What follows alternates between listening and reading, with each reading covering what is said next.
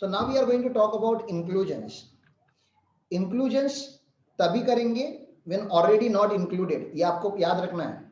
We will include only when it is not already included. अगर ये separately charge किया हुआ है, सेपरेटली लिया गया है अगर बायर से, तो ये हम इसको अलग से यहाँ पे ऐड करेंगे. तो the inclusions are written in section 15 subsection 2. Section 15 subsection 2 में यहाँ पे लिखा गया है. इसमें भी 5 clauses I told you. Clause number A talks about taxes. Clause number A, the landmark word is any taxes. Clause number B, obligation.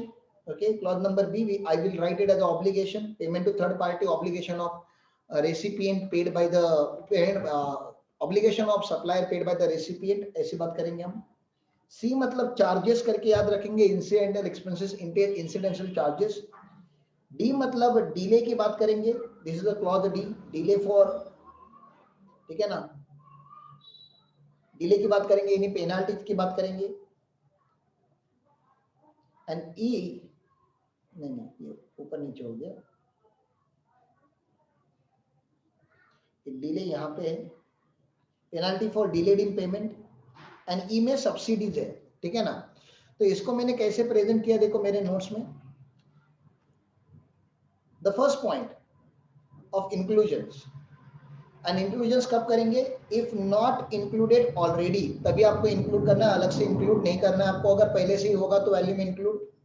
तो 15 subsection 2 clause A talks about any taxes, duties, cess, fees, charge or levied under any law other than GST laws, other than CGST, AGST, UTGST, IGST, any cess under GST law. And TCS करके एक नया amendment या explanation यहाँ पे insert हुआ है.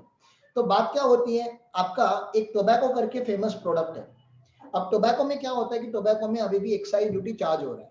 मतलब tobacco पहले मैन्युफैक्चर होगा, पकड़ लो आपने 1 लाख रुपीज का टोबैको मैन्युफैक्चर किया. Now I don't know, don't, I am just taking the random number, और मान लेते हैं इसके ऊपर 20% का एक्साइज ड्यूटी है.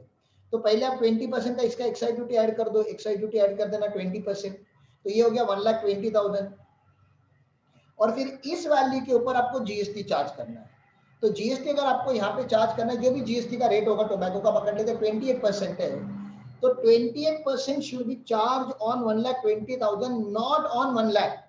बात क्या हो रही है, अगर कोई भी दूसरा टैक्स अगर चार्ज हो रहा है, जीएसटी छोड़ के अगर कोई और टैक्स हो रहा है, तो उसको पहले इंक्लूड कर लो. कस्टम्स में भी क्या होता है, कस्टम जब हम पढ़ेंगे तो आपको पता चलेगा, जब आप इंपोर्ट ऑफ गुड्स करते हो तो पहले इंपोर्ट वैल्यू के ऊपर, इंपोर्टेड वैल्यू के ऊपर पहले कस्टम ड्यूटी चार्ज करना होता है. एक बार आपने कस्टम ड्यूटी चार्ज किया, उसके बाद जो टोटल वैल्यू होता है उसके ऊपर जीएसटी चार्ज करना है. अब जरा समझने का ट्राई करो, ठीक है ना. और कोई टैक्स है, एंट्री टैक्स है, एंटरटेनमेंट टैक्स है, जो भी टैक्स आपको लगने हैं, पहले सारे टैक्सेस आप जोड़ दो और उसके बाद जीएसटी लगाओ. लेकिन इतना तो पक्का है ना यार कि जीएसटी लॉ में जब जीएसटी लगाना है, जैसे 1 लाख रुपीज का अगर मेरा वैल्यू एक्सक्लूसिव ऑफ जीएसटी है, ये एक्सक्लूसिव ऑफ जीएसटी है, और इसके ऊपर 18,000 का जीएसटी लगा हुआ है, और 1,18,000 मेरा वैल्यू इंक्लूसिव ऑफ जीएसटी है, ये इंक्लूसिव है. तो अगर कोई आपको पूछेगा कि आपका वैल्यू ऑफ गुड्स कितना है, तो आई होप आप लोग कभी ये नहीं बोलोगे कि मेरा वैल्यू ऑफ गुड्स 1,18,000 है. नहीं, इसमें तो जीएसटी है. The value of goods is still 1 lakh. मतलब जब हम वैल्यू की बात करते हैं तो हमें पता है कि जीएसटी वैल्यू में इंक्लूड नहीं होना चाहिए. GST should not include in the value, क्योंकि हम जीएसटी तो चार्ज कर रहे हैं. आप 1,18,000 के ऊपर जीएसटी नहीं निकाल सकते. आपको जीएसटी 1 लाख के ऊपर ही निकालनी है, 1 लाख के ऊपर ही निकालनी है. This is what you should know. इसलिए यहाँ पे पहले पॉइंट में क्या लिखा हुआ है, any taxes, duties, सेसेस, fees, charges levied under any law, कोई भी लॉ, कौन सा लॉ छोड़ के, लेकिन सीजीएसटी, एजीएसटी, यूटीजीएसटी, आईजीएसटी या एनी सेस छोड़ के, और टीसीएस. अच्छा, टीसीएस की बात मैंने आपको नहीं बताई. जिन्होंने डायरेक्ट टैक्स पढ़ा है मेरे से उनको नॉलेज है, और जिन्होंने नहीं पढ़ा है उनको टाइम लगेगा ये सब समझने के लिए. लेकिन टीसीएस एक इनकम टैक्स की कॉन्सेप्ट है. इसमें क्या होता है, अगर आप एक मोटर कार परचेस करते हो, if you purchase a motor car, ठीक है ना, एक आपने गाड़ी परचेस की, पकड़ ले, बहुत बढ़िया गाड़ी आपने परचेस की है, ओके, जिसका वैल्यू है मोर देन 10 लाख रुपीज, तो एक टीसीएस करके कॉन्सेप्ट लगता है. पकड़ लेते हैं आपकी गाड़ी का वैल्यू है 25 लाख, तो 25 लाख इंटू 1%, ठीक है ना, इतना एक्स्ट्रा आपसे टैक्स लिया जाएगा. अब 25 लाख का 1% जो भी आप इंक्लूड करोगे, तो उन्होंने क्या बोला कि सुनो सुनो सुनो, ये टीसीएस एक इनकम टैक्स का कंपोनेंट है, ये टीसीएस वैल्यू के कंपोनेंट के ऊपर आपको जीएसटी चार्ज करने की जरूरत नहीं है। आप एक काम करो, आप वैल्यू ऑफ गुड्स जितना है, कार की जो वैल्यू उसी के ऊपर आप टैक्स जोड़ो, ठीक है ना, जीएसटी का कैलकुलेट करो, पूरे के ऊपर करने की जरूरत नहीं है, टीसीएस यहाँ पे इंक्लूड करने की जरूरत नहीं है, क्योंकि हमने बोला कि सारे टैक्सेस इंक्लूड करने हैं, उन्होंने बोला सारे करने हैं, लेकिन जीएसटी और टीसीएस को छोड़ के बाकी सारे करने हैं, जीएसटी और टीसीएस को छोड़ दो। मैं थ्योरी कंटेंट पढ़ लेता हूँ, थ्योरी कंटेंट पढ़ लूंगा तो आपको ज्यादा क्लैरिटी आएगी। देख लो क्या बोलता है थ्योरी कंटेंट में।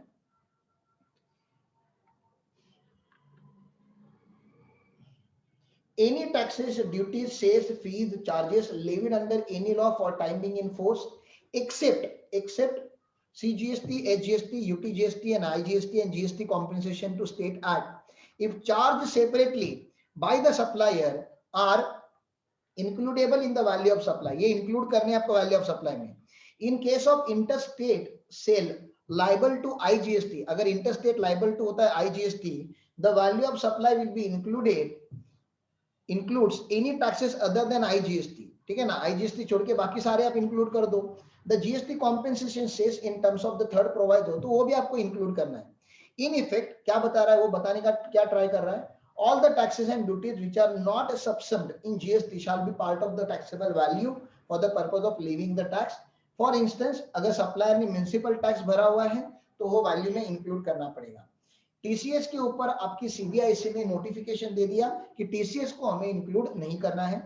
TCS under income tax not includable in the taxable value for the purpose of GST, नहीं करना है, ऐसे यहाँ पे बता दिया, उसका मैंने लॉजिक भी आपको बता दिया। मोटर कार के ऊपर यूजुअली लगता है ये, उसको आपको ऐड नहीं करना है। अभी आगे बात करते हैं। एक अभी आप यहाँ पे ये एग्जांपल ही याद रखो कि पकड़ लो कल हमारे क्लासेस को एक बहुत बड़ा इवेंट लेना है, आपका एनुअल डे वगैरह रखना है, और एनुअल डे रखने के लिए हमने एक 500 स्टूडेंट्स का यहाँ पे हॉल वाले को ऑर्डर दे दिया कि 500 स्टूडेंट्स आएंगे, हमें डीजे चाहिए, हमें स्नैक्स चाहिए, हमें डिनर चाहिए, वहां पे कोल्ड ड्रिंक चाहिए, ऐसा सारा उसका बात हुआ। उसने बोला कि ठीक है, ये सब करने के लिए I will charge 10 lakh rupees. जो एनुअल डे इवेंट रखता है क्लासेस, उसके लिए हम 10 लाख रुपीज चार्ज करेंगे, ऐसे यहाँ पे बात हुई है। और 10 लाख के ऊपर वो बोल रहा है 18% का आपको जीएसटी देना पड़ेगा। तो मैंने बोला ओ माय गॉड, 10 लाख का 18% जीएसटी मतलब 1,80,000 आप में से जीएसटी लोगे खाली ये इवेंट कराने का। तो उन्होंने बोला हाँ सर, ये 10 लाख का तो ऐसे करना होता है। फिर मैंने बहुत सोचा कि ये वैल्यू को कैसे मैनिपुलेट करूं। तो मैंने उसको पूछा कि तू बता, एक बात बताइए, 10 लाख रुपए का बाइफर्केशन बता मुझे, 10 लाख में है क्या क्या। तो उसने बोला सर डीजे वाला जो है ना वो 2 लाख रुपया लेने वाला है। तो मैंने उसको क्या बोला, एक काम कर, डीजे वाले को तू बुला ले यहाँ पे, डीजे वाले को 2 लाख रुपया मैं दे देता हूँ मेरे पॉकेट में से, ठीक है ना, मैं दे देता हूँ, तो तेरा 10 लाख रुपए का वैल्यू जो है ना वो 8 लाख रुपीज हो जाएगा। वैसे मैंने बोला कोल्ड ड्रिंक वाला कितने लेने वाला है, तो उसने बोला कोल्ड ड्रिंक वाला सर ना 1 लाख रुपया लेने वाला है, 1 लाख रुपीज। तो मैंने बोला एक काम कर, कोल्ड ड्रिंक वाले को भी बोल देना मेरे से पैसे लेने के लिए। तो इफ कोल्ड ड्रिंक वाला directly takes money from you, तो ये 8 लाख रुपीज का वैल्यू 7 लाख होगा। आप समझ रहे हो क्या हो रहा है, यहाँ पे जो रेसिपिएंट है ना, जो रेसिपिएंट है वो सप्लायर के लोगों को, सप्लायर के जो वेंडर है उनको पे कर रहा है डायरेक्टली। अब जरा समझने का ट्राई करो, यहाँ पे हॉल वाला जो है वो सप्लायर है, और जो क्लास ओनर है वो यहाँ पे रेसिपिएंट है। यूजुअली जो सारा इनपुट आता है, जो भी हॉल पे सामान लगने वाला था, इसका पेमेंट ये हॉल वाले को करना चाहिए था, ठीक है ना, और हमसे ये पेमेंट 10 लाख रुपीज लेने वाला था। ये नहीं करने, ये हम मैनिपुलेट कैसे कर रहे हैं, हम बोले सुन सुन सुन हॉल वाले, तू ये काम कर, तू कम से कम पैसा चार्ज कर, और जो क्लास ओनर है वो क्या कर रहे हैं, डायरेक्टली वेंडर को पे कर रहे हैं। जितना डायरेक्टली वेंडर को पे करेंगे उतना वैल्यू यहाँ से रिड्यूस हो जाएगा। उससे क्या होगा, यहाँ पे ये 10 लाख रुपीज के ऊपर का जीएसटी बचाने का ट्राई किया जा रहा है। तो प्लीज आप समझने का ट्राई करो, जब जब आप पे करोगे obligation of supplier, obligation of supplier paid by recipient, इस लैंग्वेज में मैंने लिखा है obligation of supplier paid by recipient, वो वैल्यू में इंक्लूड हो जाएगा, और फिर से हम 10 लाख रुपए पे वैल्यू लेकर आ जाएंगे। आप मैनिपुलेट करो, आप टैक्स इवेजन करो, और हम एंटी टैक्स इवेजन करेंगे। तो जो नेक्स्ट प्रोविजन है वो एंटी टैक्स इवेजन प्रोविजन है यहाँ पे, ठीक है ना। Next provision anti tax evasion provision देख लो, obligation of supplier paid by the recipient. Obligation of supplier paid by the recipient जो होता है, मतलब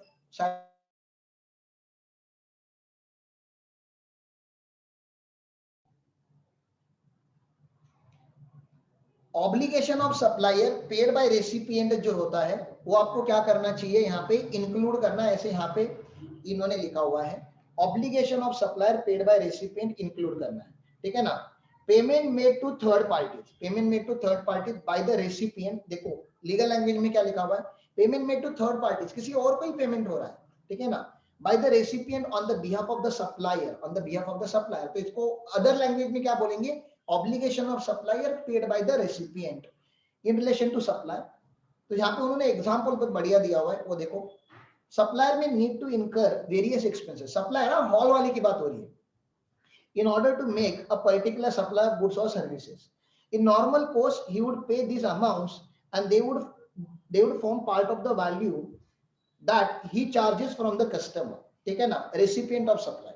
However, even if the customer makes direct payment, even if the customer makes direct payment of some such liabilities of the supplier to the third party, the supplier does not include this amount in the bill. तो obviously supply, मैंने तो directly payment किया तो आप bill में थोड़ी ना कि इंक्लूड करोगे, तो बोलोगे उससे क्या होगा, उससे मैंने जीएसटी बचा लिया, मेरा जितने से बिल का वैल्यू कम होगा उतने से जीएसटी कम होगा। मैंने पहले ही पूछा था आपको, अगर मुझे मैनिपुलेट करना होगा तो वैल्यू डिक्रीज होगी कि वैल्यू इंक्रीज होगी, तो आपने मुझे बताया था डिक्रीज होगी, this is the one way of decreasing the value, ठीक है ना, and it would still form part of the value of supply. A point to note here is that amount paid by the recipient to third parties will be added to the value under this clause only when supplier is under contractual liability to make payment to third parties and the said payment is in relation to such supply. तो obviously इसी supply के relation में होगा तभी तो होगा, नहीं तो ऐसे random थोड़ी ना कि आप addiction करोगे। एग्जाम्पल देखो, एकदम अच्छा एग्जाम्पल दिया उन्होंने, grand beach contracts with ABC company to conduct a dealers meet. तो एक कोई एक कंपनी है, ठीक है ना, एबीसी लिमिटेड कंपनी है, जिसको अपने सारे डीलर्स को बुला के पार्टी करानी है, नए प्रोडक्ट लॉन्च के बारे में बताना है। तो ग्रैंड बीच करके कोई है जो उनका इवेंट मैनेजमेंट कर रहा है, ठीक है ना। For the furtherance of this grand beach contracts with vendor to deliver the goods. अब जो इवेंट मैनेजमेंट कंपनी है ये इवेंट वाले लोग हैं, ठीक है ना, तो उसने क्या किया, बहुत सारे जो वेंडर होंगे जो क्या करेंगे, supply of water, soft drink, audio system, projector, flowers, ये सारी चीजें वहां पे वो हॉल पे पहुंचा देंगे, ऐसी बात हुई थी। At a venue stipulated date at a stipulated price, Grand Bees is liable to make payment of this payment. तो जो इवेंट कंपनी वो सारे पेमेंट्स करेगी खुद के पॉकेट में से। The soft drink supplier wants payment upon the delivery. Soft drink वाला बोलता है कि जैसे मैं हॉल के बाहर टेम्पो लेकर आएगा, अनलोडिंग के पहले मुझको पैसे चाहिए तभी अनलोडिंग करेगा। तो ग्रैंड बीज ने क्या बोला, फिर एबीसी को बोला कि ये कोल्ड ड्रिंक वाला ऐसा ऐसा कंडीशन रख रहा है, तो ये एक्चुअल लायबिलिटी किसकी थी, इवेंट मैनेजमेंट कंपनी की थी। लेकिन एबीसी क्या बोला, ठीक है, तो टेंशन मत ले, ABC company agrees to pay the bill raised by the soft drink vendor on the Grand Bees on the receiving of the crates of the soft drinks. तो बिल किसके ऊपर हुआ है, वो इवेंट मैनेजमेंट कंपनी के ऊपर, और payment किसने किया है, एबीसी ने। अब उतने से वैल्यू रिड्यूस करेगा इवेंट मैनेजमेंट कंपनी, ठीक है ना। This amount is not billed by the grand beast to ABC. Obviously आपने वैल्यू कम कर दिया मतलब टैक्स कम हो जाएगा यहाँ पे। However, अगर हमें जैसे ही पता चलेगा, डिपार्टमेंट को जैसे ही पता चलेगा कि ऐसा कुछ हुआ है, वो क्या कर देंगे, वो वैल्यू में ऐड कर देंगे। It would be added to the value of service provided by the grand beast to ABC for the payment of GST. GST के लिए आपकी वैल्यू बढ़ाई जाएगी इतने से, ये ऐसा पॉइंट नंबर बी बताया जा रहा है। Point number C, incidental charges, incidental expenses को आप इंसिडेंटल चार्जेस से याद रखो। सी मतलब चार्जेस, डी मतलब ऑब्लिगेशन, ए मतलब any taxes, clause number A any taxes, clause number B obligation, clause number C charges, incidental charges. इसकी तो बात पहले कर दी मैंने, कमीशन हो, पैकिंग हो, इंस्पेक्शन हो, सर्टिफिकेशन चार्जेस हो, ऐसा आपने कुछ भी अगर एक्स्ट्रा आपने चार्ज किया होगा, इंस्टॉलेशन या टेस्टिंग चार्जेस हो, आपने जो भी उनसे चार्ज किया होगा ऑन और बिफोर डिलीवरी, ऑन और बिफोर सप्लाई, ठीक है ना, any incidental expenses such as the commission, packing charges by the supplier or anything else done by the supplier in relation to supply at the time or the before delivery of goods or supply of services must be added back. आपने supply करने से पहले जो कुछ भी किया होगा अपने रेसिपिएंट के लिए और उसके लिए अगर आपने चार्जेस लिए हुए हैं तो ये उसी गुड्स की वैल्यू में ऐड होंगे। जैसे आपने अगर लैपटॉप परचेस किया हुआ है क्रोमा में जाके और लैपटॉप के साथ अगर आपने लैपटॉप बैग और उसका कुछ एंटीवायरस सॉफ्टवेयर वगैरह परचेस किया हुआ है, या आपने स्पेशल पैकिंग मांगा कि मुझे अपनी सिस्टर को गिफ्ट करना है, एक काम करो उसको स्पेशल पैकिंग करा के दे दो, और उसका भी उन्होंने चार्जेस ले लिया, whatever charges you are going to pay, everything will be added in the value of goods, और उसके ऊपर टोटल पे कंपोजिट सप्लाई बना के लैपटॉप के रेट पे रेट लगेगा, ये याद रखो, ठीक है ना। चलो आगे बताता हूं आप लोगों को।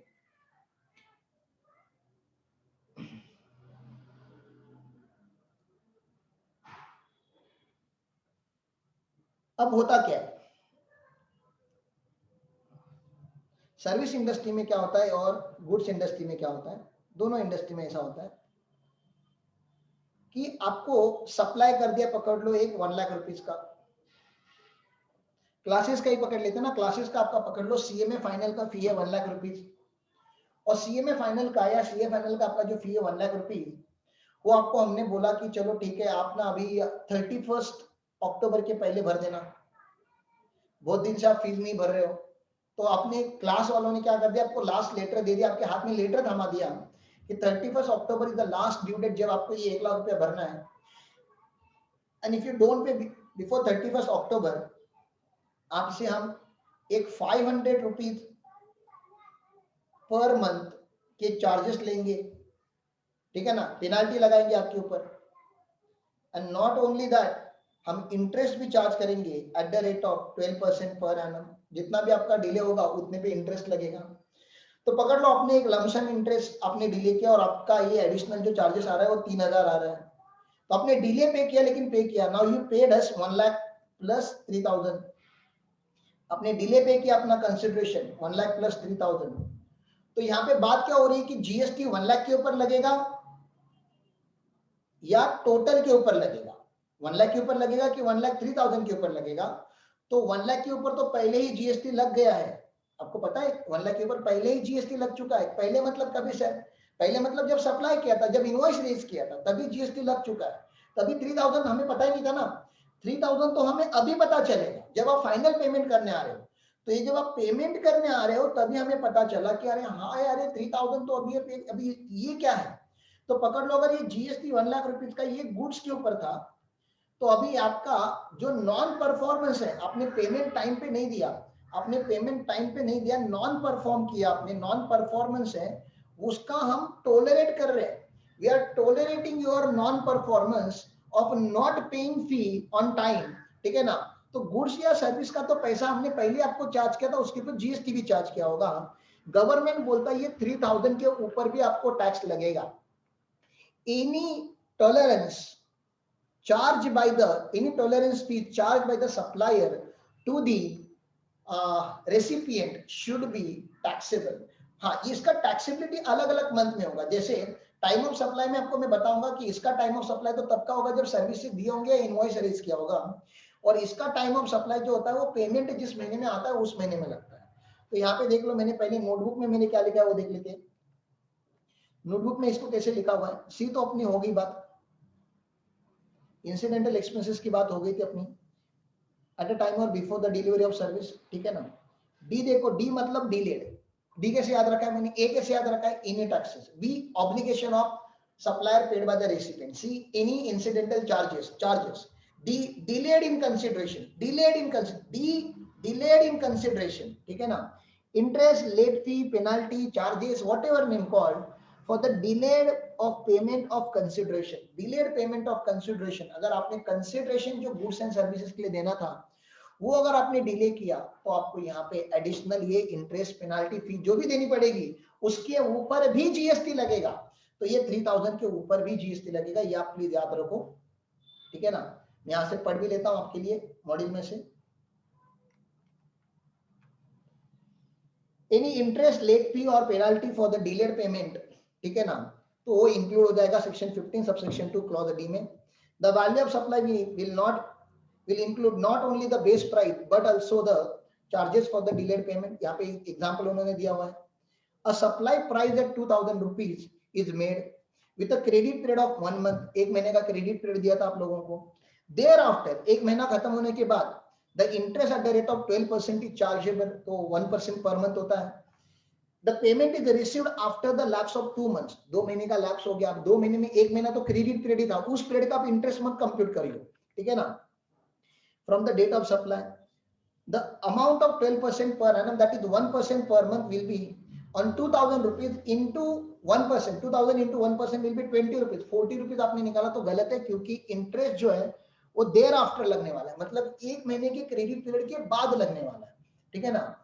अब ये 20 रुपीज के ऊपर जीएसटी चार्ज होगा कि नहीं होगा, तो आंसर इज यस, होगा, ठीक है ना। Such interest will be added to the value and the supply will work out at 2020, assuming that 2020 interest is exclusive of GST, जो इंटरेस्ट आपने लिया अलग से वो एक्सक्लूसिव ऑफ जीएसटी लिया था, इंक्लूसिव ऑफ जीएसटी नहीं है।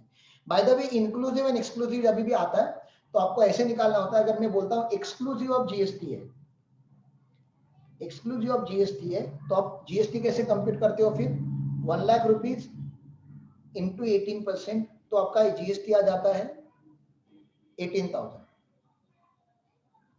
ठीक है ना। और जब हम बोलते हैं inclusive of GST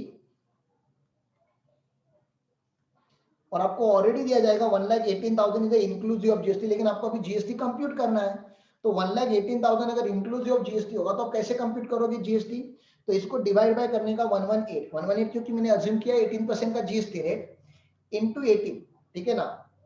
118 divide by मतलब 100 plus GST rate into GST rate, तो 118 मल्टीप्लाई बाय 18 क्या होगा, यहाँ पे फिर से 18,000 आ जाएगा।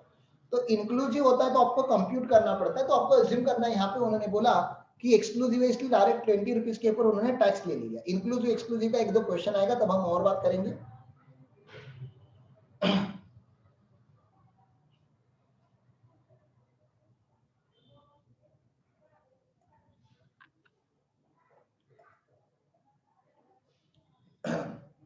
सर मैंने जो गुड सप्लाई किया था उसका रेट 28% था, तो जो इंटरेस्ट में चार्ज कर रहा हूं उसका रेट कितना होगा, उसका रेट भी सेम ही होगा, क्योंकि वो इन एडिशन टू जा रहा है, कंपोजिट सप्लाई में जा रहा है, इसलिए जो गुड्स एंड सर्विसेज का रेट था वही रेट इंटरेस्ट का भी बनेगा। टैक्स रेट की बात कर रहा हूँ, जीएसटी रेट की बात कर रहा हूँ।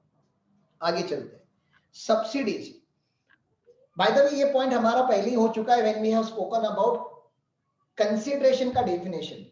कंसीडरेशन के डेफिनेशन में आपको मैंने पढ़ाया था कि जो गवर्नमेंट सब्सिडीज होती है, गवर्नमेंट सब्सिडीज वो वैल्यू में इंक्लूड नहीं होती, लेकिन जो गवर्नमेंट सब्सिडी छोड़ के और कोई सब्सिडी होगी तो वैल्यूएशन में इंक्लूड हो जाएगी। तो any subsidies, subsidies by NGO, subsidies by NPO, subsidies by private company, subsidies by philanthropic association, ऐसा कुछ भी आता है ना तो वो ऐड कर देने का वैल्यू में, ठीक है ना।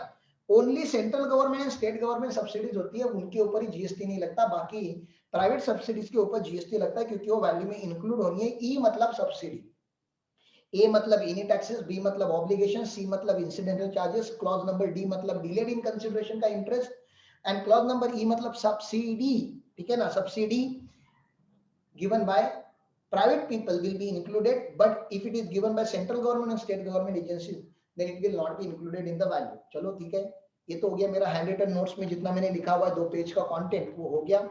अब आपके मॉड्यूल में का जो लास्ट पैराग्राफ मेरा बचा हुआ है वैल्यूएशन का वो पढ़ लेता हूं। ये subsidy is the sum of money given to keep a price or services of a commodity as low as possible. If subsidy is given by the state government or central government, the lower price after adjusting the subsidy is the value, तो adjust कर लो, बता रहा है minus कर लेना।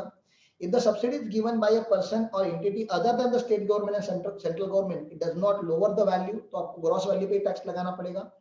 The subsidy is added back to the value of the supplier who received the subsidy, added back करेंगे आप net value, अगर आपने सप्लाई किया है तो आप किस जितनी भी सब्सिडी मिली थी उतना ऐड करना पड़ेगा। It must be noted that only subsidy directly linked to the price of the goods and services added back, ठीक है, आपका लिंकेज होगा तभी तो ऐड करेंगे। Blanket subsidy and donation received not included in the price, अगर goods wise आपका subsidy नहीं होगा, ओवरऑल सब्सिडी दे दी है तो आपका ऐड नहीं होगा, क्योंकि वो गुड्स वाइज सब्सिडी होगा तो ही ऐड होता है। एग्जांपल देखो यहाँ पे क्या बात की है, the selling price of the notebook is 50 rupees, market price जो है 50 रुपए है एक नोटबुक का, क्लासमेट का नोटबुक पकड़ लो आप। The notebook sold to the student in a government school, a company uses its CSR fund to pay seller 30 रुपया, तो कोई एक कंपनी जैसे ओएनजीसी है, ओएनजीसी बोलती है कि सुनो नोटबुक वाले लोगों जो नवनीत है या तो जो क्लासमेट की आईटीसी कंपनी है वो बता रही, उनके पास जाके एक ओएनजीसी कंपनी हो जाके बता रही कि सुनो ये गवर्नमेंट स्कूल में हमें ना नोटबुक सेल करने, लेकिन वहां पे ना आप 20 रुपीज पे सेल करना, 50 रुपीज पे नहीं, बचा हुआ 30 रुपीज जो होगा ना मेरे से ले लेना। तो ये जो नवनीत है या ये आईटीसी का जो क्लासमेट है, ये जीएसटी कितने पे भरेंगे, ये जीएसटी कितने पे भरेंगे, 20 रुपीज पे उन्होंने स्टूडेंट को सेल किया हुआ है, लेकिन 30 रुपीज का सब्सिडी उन्होंने किसी कंपनी से लिया हुआ है, कॉर्पोरेट सोशल रिस्पॉन्सिबिलिटी फंड में से उन्होंने पैसा पे किया है। तो आप समझ सकते हो कि अल्टीमेटली नोटबुक जो है वो 50 रुपीज में ही सेल हुआ है। हाँ, अगर यही सब्सिडी गवर्नमेंट का होता तो 20 रुपीज पे टैक्स लगता, क्योंकि ये प्राइवेट कंपनी का है तो टोटल वैल्यू 50 रुपया होगा, 50 रुपए पे ही टैक्स लगेगा। This is the non government subsidy. If the same subsidy is paid by central government or state government, तो value of notebook will be 20 rupees and 20 rupees पे जीएसटी लगता। ये एक आप लोगों को पता चलना चाहिए। तो this is what valuation is all about. Valuation के कुछ क्वेश्चंस है जो मैं कर लेता हूं, मेरे पास लास्ट 9 मिनट बचे, अपना लेक्चर का टाइम ऑलरेडी खत्म हो चुका है, but please allow me to finish my 2 questions of valuation. उतना होने के बाद मेरा जो सीए इंटर के बुक में से मैं आपको पढ़ाता हूँ वो हो जाएगा। नेक्स्ट लेक्चर में we will talk about CA में इंटर के मॉडल के कुछ क्वेश्चंस की बात करेंगे। कुछ क्वेश्चंस आप होमवर्क करके रख लेना, ठीक है ना। Black and white private limited has provided the following particulars relating to goods sold to the colourful private limited. चलो ठीक है। List price of the goods, list price मतलब जो मार्केट प्राइस है, exclusive of taxes and discount. अभी इसमें discount का और टैक्सेस का इंपैक्ट नहीं दिया गया, चलो ठीक है। Taxes levied by municipal authority on sale of such goods, municipal authority का टैक्स 15 subsection 2 clause A, ये ऐड करना पड़ेगा हम, ठीक है ना। Packing charges not included in above, packing charges incidental charges 15 subsection 2 clause C. अगर टाइम होता तो मैं आप लोगों को क्लॉजेस पूछता, लेकिन टाइम नहीं करके मैं फटाफट बता दे रहा हूँ आप लोगों को, ठीक है ना। तो यहाँ पे इंक्लूड हो जाएगा, ये दोनों इंक्लूड करने पड़ेंगे इसमें। तो 56,000 प्राइस हो गया अभी तक। Black and White Private Limited received 2,000 rupees subsidy from NGO for sale of such goods. The price of 50,000 of the goods is after considering such subsidy of Black and White. बाप रे, तो इनको 2,000 रुपये subsidy मिला था किसी private NGO से, वो तो आपको एक्सक्लूड नहीं करना चाहिए था, वो इंक्लूड करना है। अब ये ऑलरेडी इंक्लूडेड नहीं, तो हमें इंक्लूड करना पड़ेगा। ये कौन से क्लॉज में इंक्लूड होगा, 15 सबसेक्शन 2 क्लॉज ई में इंक्लूड होगा, ठीक है ना। 15 सबसेक्शन 2 क्लॉज ई में इंक्लूड होगा।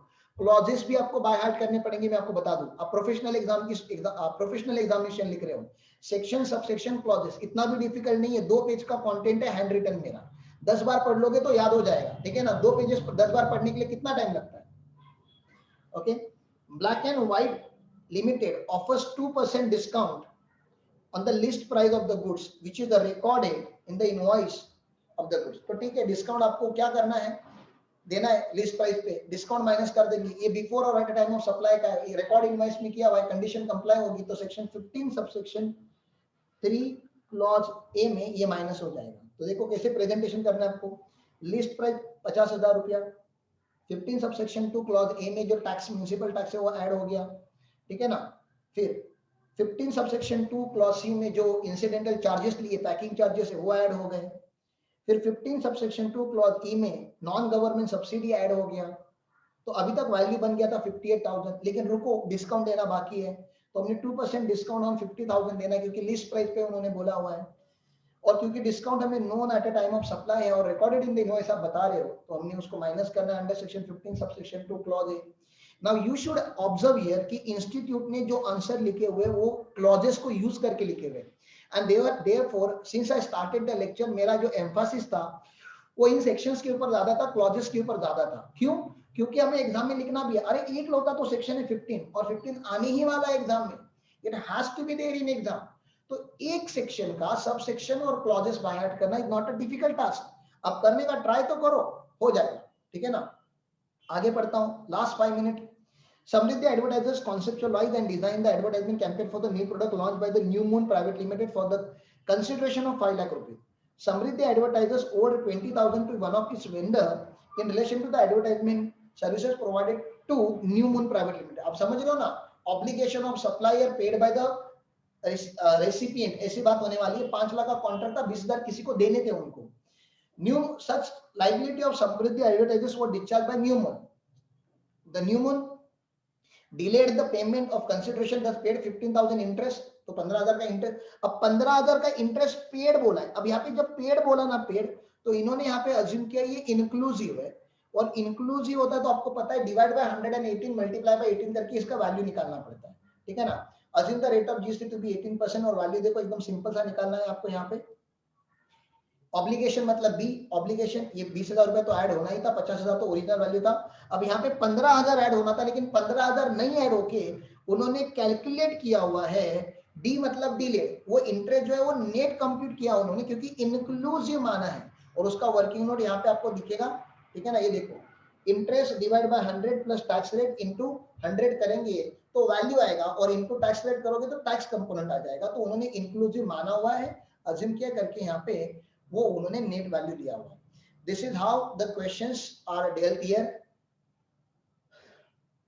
Multiple choice question. Value of supply under section 15 sub section 1 is, कौन सा वैल्यू, तो ट्रांजैक्शन वैल्यू। ठीक है ना, transaction value is answer. Value of supply should include क्या क्या आएगा, तो नॉन जीएसटी टैक्सेस, हाँ सर ये 15 सबसेक्शन 2 क्लॉज ए में लिखा हुआ है। सर इंटरेस्ट ऐड होता है क्या डिलेड कंसीडरेशन के लिए, हाँ सर 15 सबसेक्शन 2 क्लॉज डी में ये ऐड होता है। तो सब्सिडी ऐड होता है क्या, हाँ सर 15 सबसेक्शन 2 क्लॉज ई में ऐड होगा। तो आंसर होगा मेरा ऑल ऑफ अबव इंक्लूड होगा। विच of the following shall not include in the transaction value, transaction value में क्या नहीं आना चाहिए, इंटरेस्ट इंक्लूड होता है, लेट फी इंक्लूड होता है, कमीशन इंक्लूड होता है, लेकिन जीएसटी इंक्लूड नहीं होता, ऐसा 15 सबसेक्शन 2 क्लॉज ए में बोला गया है। ठीक है ना। When can the transaction value be rejected, ठीक है ना। अब ये जो आंसर है ना, इसके दो आंसर है उन्होंने लिखे, ठीक है ना, इसके दो अलग अलग आंसर है, ए और बी दोनों लिखा हुआ है। कब रिजेक्ट होगा, जब बायर एंड सेलर रिलेटेड है और price is not a sole consideration, तभी भी रिजेक्ट होगा, या दोनों में का एक कंडीशन भी अगर सेटिस्फाई नहीं होता तभी भी क्या होगा, रिजेक्ट होगा। तो when buyer and seller are related बोला तो रिजेक्ट हो गया। When the buyer and seller are related और price is the sole not a sole consideration, हाँ तो या दोनों में एंड होने दो या इन दोनों में और होने दो, मतलब दोनों कंडीशन सेटिस्फाई हो गई या नहीं हुई, दोनों कंडीशन सेटिस्फाई नहीं हुई तभी भी रिजेक्ट होगा, दो में की एक नहीं हुई तभी भी नहीं होगा। इसलिए इसका आंसर ए एंड बी दोनों है। या ऐसा अजीब सा एमसीक्यू है कि इसका आंसर दोनों है, ए एंड बी दोनों आंसर आते हैं। Which of the following statements are correct, कौन से करेक्ट है। Section 15 of CGST act prescribe different provision for valuation of goods and services, नहीं गुड्स एंड सर्विसेज का यहाँ पे एक ही वैल्यूएशन है। CGST act and IGST act have different provision for valuation, नहीं वैल्यूएशन का प्रोविजन खाली सीजीएसटी एक्ट में सेक्शन 15 में है। Section 15 of CGST Act has the same set of provision for valuation of goods and services. Yes, ये बरोबर है, ये राइट है, तो answer is C. Discount given after supply is deductible if, तीन कंडीशन आपको बताने हैं 15 सबसेक्शन 3 क्लॉज बी की, ठीक है ना, ये तीनों कंडीशन है। एज पर अग्रीमेंट लिंक होना चाहिए इनवॉइस से और प्रोपोर्शनेट आईटीसी रिवर्स होना चाहिए, मतलब ऑल ऑफ अबव। तो ऐसे यहाँ पे हमने एमसीक्यूज कर लिए। ओके, यहाँ पे टेस्टिंग फी है, टेस्टिंग फी वगैरह चार्जेस इंसिडेंटल चार्जेस है, ये आपको ऐड करने पड़ेंगे, ये थ्योरी है, थ्योरी क्वेश्चन है, पढ़ लेना। A philanthropic association makes substantial donation each year to the reputed private management institution, तो गरीब बच्चों के लिए एजुकेशन सस्ता हो करके यहाँ पे प्राइवेट डोनेशन, प्राइवेट सब्सिडी जा रहा है, प्राइवेट सब्सिडी आपको माइनस नहीं करनी है। इसके ऊपर एक केस स्टडी यहाँ पे बना के रखी है, ठीक है ना। यहाँ पे 2 दिन का ही डिले हुआ था कंसिडरेशन का और इंटरेस्ट चार्ज नहीं हुआ, क्या फिर भी वैल्यू में ऐड होगा, answer is no. Interest charge होगा तो ही वैल्यू में ऐड होगा, यहाँ पे ये इसका आंसर आपको याद रखना पड़ेगा। ये बेकरी है, crunch bakery product limited sales biscuit and cakes through its dealer, और इनको क्या करना है, list price minus standard discount pay करती है ये, और कुछ अगर बिस्किट या केक अनसोल्ड हो गए तो एडिशनल डिस्काउंट दिया जाता है। अब एडिशनल डिस्काउंट अगर आपका एज पर अग्रीमेंट होगा तो ही माइनस होगा, और एज पर अग्रीमेंट नहीं होगा तो माइनस नहीं होगा, ये आपको यहाँ पे लिखना था। तो please read this question and answers, आपको क्वेरी होंगे तो you are free to ask me this queries any time. I am done with the valuation so far as CA inter is concern, लेकिन सीए में inter का valuation अभी खत्म नहीं हुआ, वो अपना नेक्स्ट लेक्चर में अपने को बात करनी पड़ेगी। I have less than 1 minute, tata bye bye, see you in the next lecture. आगे के लेक्चर का टाइमिंग मैं आपको अपडेट कर दूंगा ग्रुप पे। Bye bye, take care.